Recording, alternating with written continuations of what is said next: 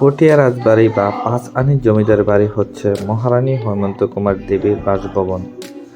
বাংলা প্রত্নতান্ত্রিক ঐতিহাসের মধ্যে রাজশাহীর রাজবাড়িটি অন্যতম।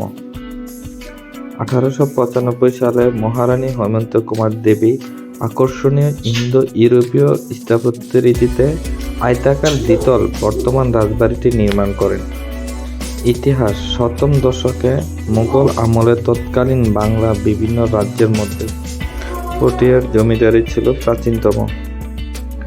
কথিত যে জনৈক নীলাম্ব মুঘল সম্রাট জাহাঙ্গীরের 1605 থেকে 1617 খ্রিস্টাব্দ কাছ থেকে রাজা উপাধি লাভ করেন, সেটি পুঠিয়া রাজবাড়ি রূপে পরিচিতি লাভ করে।